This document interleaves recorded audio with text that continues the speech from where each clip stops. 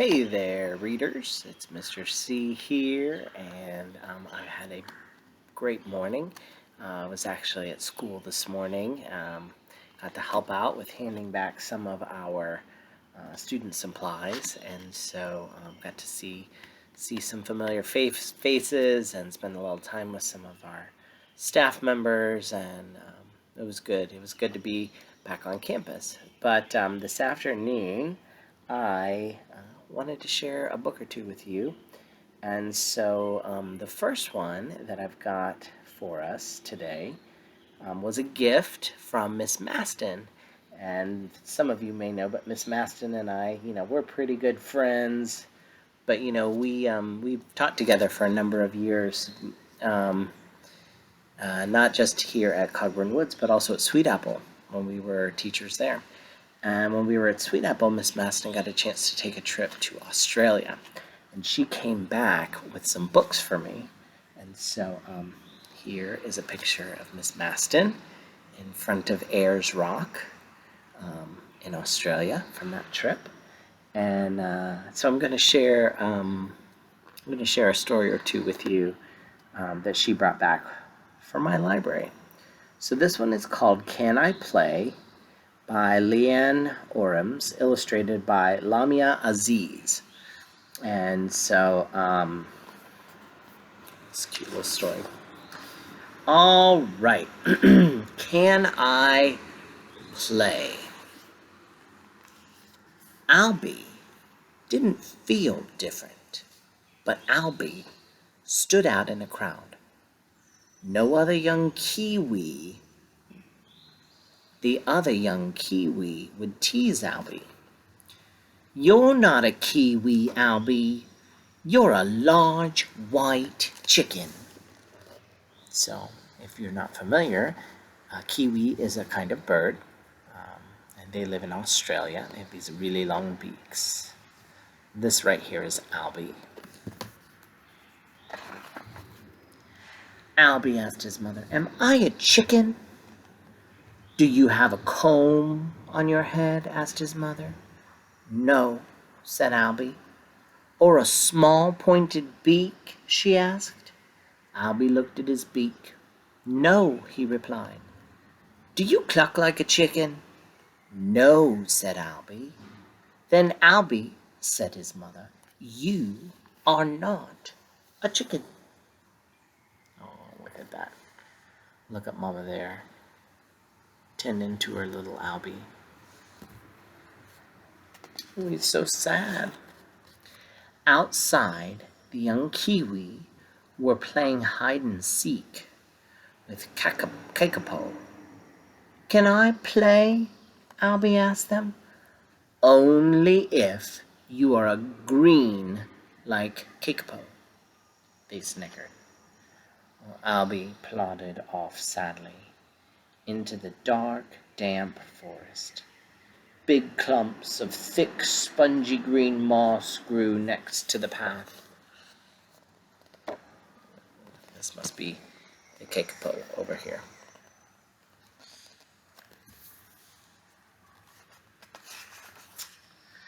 When Albie returned to the clearing, the other kiwi were busy playing fling-a-hoo-hoo. They laughed at Albie when they saw him. "Can I play?" asked Albie. "Only if you have spots like us," they snickered. Downcast, Albie sat beneath a miro tree. Morning was coming, and the first rays of light stung his eyes. He could hear the wood pigeons feasting on berries in the branches above. Those other kiwi are not being very kind at all to poor Albie. Look at him right there. Look how sad. When Albie returned to the clearing, the young kiwi were busy playing tug-o-worm. They laughed at Albie when they saw him. "Can I play?" asked Albie. "Only if you are green like us," they snickered. Grieved, Albie wandered to the pond. Edging the pond was lots of thick, smelly, gooey mud. So look what Albie does, covering himself with the gray mud so he can look just like the other kiwi. I don't know, the green moss didn't work, and the little spots from the berries didn't work. Albie returned to the clearing, but no one was playing. Everyone was gone. Everyone had gone home. Albie plodded back to his burrow. Big tears began to run down his face, dripping off the end of his slender beak. "Albie, what's wrong?" asked his mother. "I wanted to play with the other kiwi and be their friend, but they wouldn't let me because I'm not like them," he said sadly. Oh, this makes me so sad. It's also making me think of another book where there's a character who doesn't look like all the others. We have a very familiar story. So I'm sure some of you have heard the story of the ugly duckling. And that ugly duckling was singled out and often not included by the other little ducklings. Makes me kind of think of that story when I'm thinking about Albie and the other little kiwi. Albie's mother snuggled him in close to her. "Albie, tell me," said his mother, "is your call that of a kiwi?" "Yes," said Albie. "Can you fly?" she asked. "No," said Albie. "Can you stick your beak deep down into the soil to search for bugs?" she asked. "Yes," said Albie. "Can your eyes see in the dark?" she asked. "Yes," said Albie. "Albie," said his mother, "no matter what the others say about you or how they treat you, the truth is you sound like a kiwi, you look like a kiwi because you are a kiwi." "A white kiwi," Albie sniffed. "A special white kiwi," added his mother. "One day the other kiwi will see past your feathers, and they will realize how much like them you really are." So even if you're not familiar a whole lot with the kiwi, on this page, in this story, we learn a little bit about them. We learn about the fact that they don't fly.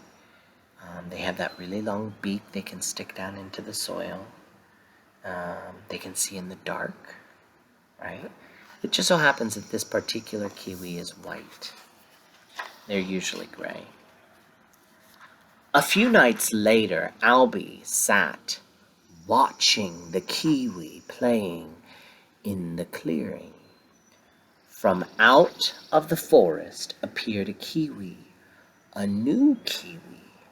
This kiwi wasn't like the other kiwi.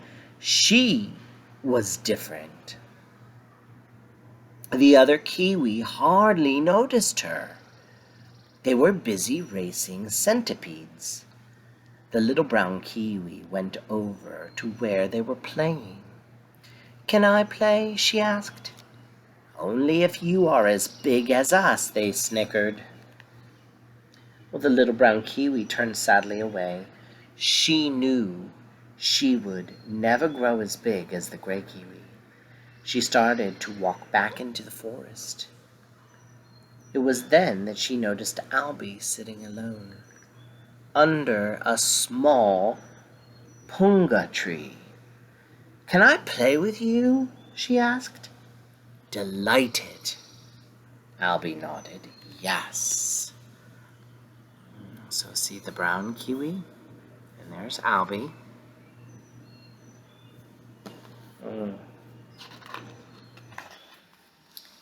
That night, the little brown kiwi and the white kiwi played hide and seek, fling-a-hoo-hoo, and tug a worm until it was time to return to their burrows.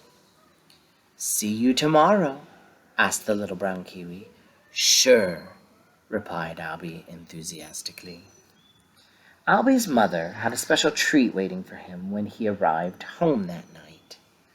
It was Albie's favorite: big, fat, juicy hoo-hoo grubs. Albie decided to save the grubs.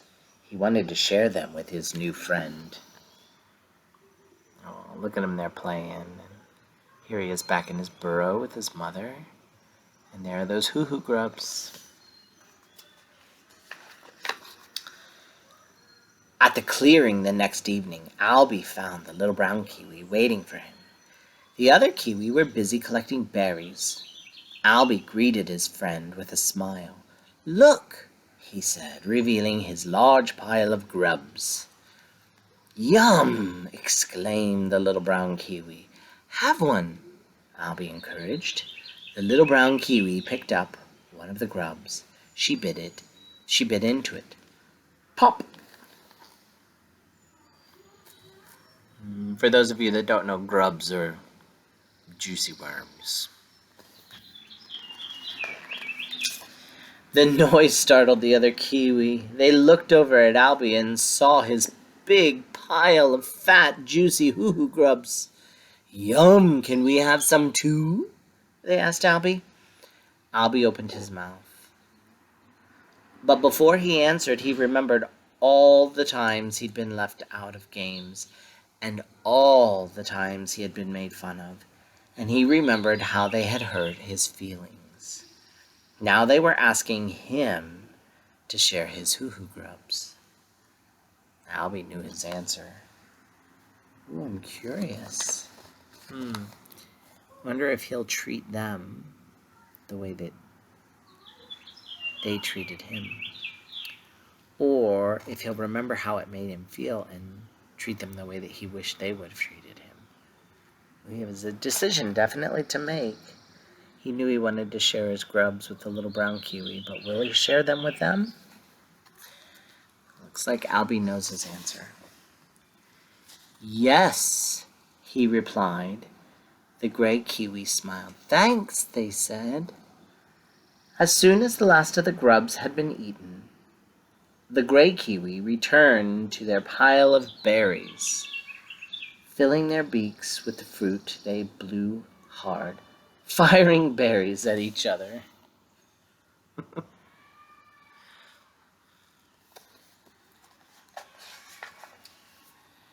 Albie called out to them, "Can we play?" "Only if you have spots," they laughed. Sadly, Albie turned away. Splat, splat, splat. Now, can you believe that? After they shared those grubs and still are not letting him play. I'm not sure how I feel about that, but I know I am not. Albie and his friends had spots. So they did. They were spitting berries at him so that he'd have spots just like them. So here they are actually including them into the game. I wasn't sure where that story was going there at the end, but I'm really glad to see that the other kiwi finally came around and learned the importance. And I think it was a big deal that Albie showed them how to treat each other. You know, you wanna share, you wanna be kind, you wanna invite folks in. You know, just because Albie is different, you know, no matter what he does, he just can't seem to find his way in with the group until he found that one friend. You know, sometimes it's all that makes the difference is finding that one friend, and then things kind of fall into place. Those of you that know me know that I've had a good friend. You know, Miss Maston obviously is a good friend of mine, but I've had a good friend from childhood. My friend Lizanne. We've been friends since we were really little. I didn't always feel like I fit in, but I had my good friend Lizanne. So that's all I needed most of the time. And we found our way into the group and made other friendships as well. Well, I hope that you enjoyed this book, and I hope that the next time you have an opportunity to include someone in your game, that you do. And I hope that you find some good friends that you can share your extra juicy hoo-hoo grubs with. Until next time, I hope you're well, and I can't wait to see you soon. All right, bye-bye.